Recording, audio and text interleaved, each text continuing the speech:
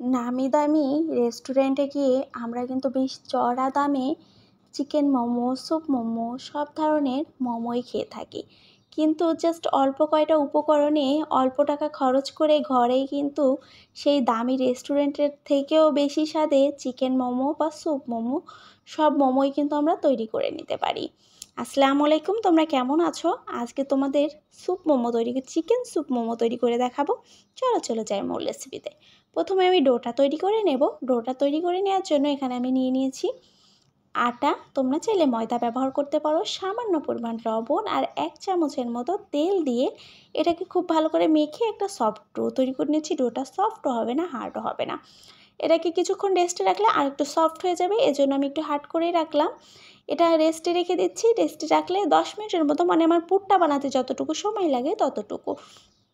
এখানে আমি একটু চিকেন নিয়ে নিয়েছি। চিকেনটা খুব ভালো করে ব্লেন্ডারে ব্লেন্ড করে নিয়েছি। সামান্য লবণ, চিলি ফ্লেক্স, হাফ চামচের থেকেও কম গোলমরিচের গুঁড়া, যেহেতু আমার চিকেনটা অল্প, আর সাথে দিয়ে দিলাম গরম মশলা গুঁড়া।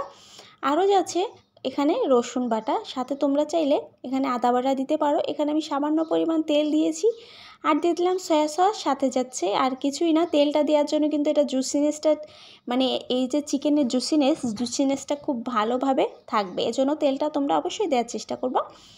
এই তো ওটা মেখে রেখে দিচ্ছি। আর এখানে আমি নিয়ে নিলাম ছোট ছোট করে লিচি করে নিচ্ছি, দেখতেই পাচ্ছ। এটাকে আমি ছোট ছোট করে বেলে নিচ্ছি। তোমরা চাইলে এটা কিন্তু হাত দিয়ে গোল গোল করে শেপ করে নিতে পারো, মানে একেবারে বাটির মতো তৈরি করে নিতে পারো। যাই হোক, আমি তো মোমো বানাতে এতটা এক্সপার্ট নয়, যতটা পেরেছি ততটাই তোমাদের সাথে শেয়ার করেছি। তোমরা আবার মনে কিছু নিও না। দেখতেই পাচ্ছ, আমি জানি তোমরা আমার থেকেও ভালো শেপ দিতে পারো বা আমার থেকে ভালো মোমো বানাতে পারো, বাট আমি যেমনটা পারি তোমাদের সাথে তেমনটা করেই শেয়ার করলাম। তোমরা কিন্তু এভাবেই দেখতে আমার পছন্দ করবে, আমি জানি।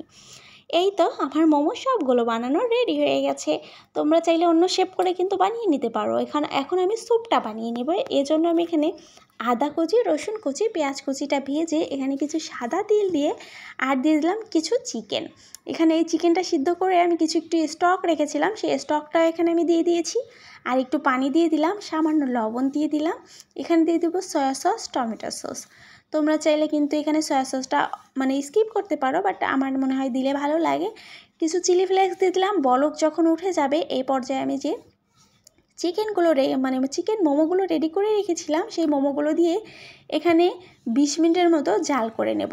এখানে 20 মিনিটের বেশি জাল করার একদমই প্রয়োজন নেই। আর এখানে আমি 2 টেবিল চামচ কর্নফ্লাওয়ার নিয়ে খুব ভালো করে পানি দিয়ে গুলিয়ে নিয়েছি। এরপরে এখানে দিয়ে এটাকে আমি এটা করে নিচ্ছি। এখানে যতটুকু তোমার লাগে ততটুকু করবা, আমার সবটা লাগেনি, একটু রেখে দিয়েছি।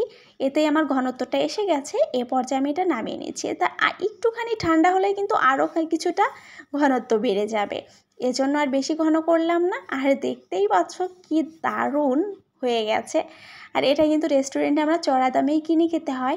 তোমরা ঝটপট করে এভাবে বাসায় বানিয়ে নাও, তাহলে কিন্তু অনেক মজা হয় আর অনেকে মিলেই আমরা খেতে পারি। আজ এ পর্যন্তই, ভালো থাকবা, টাটা।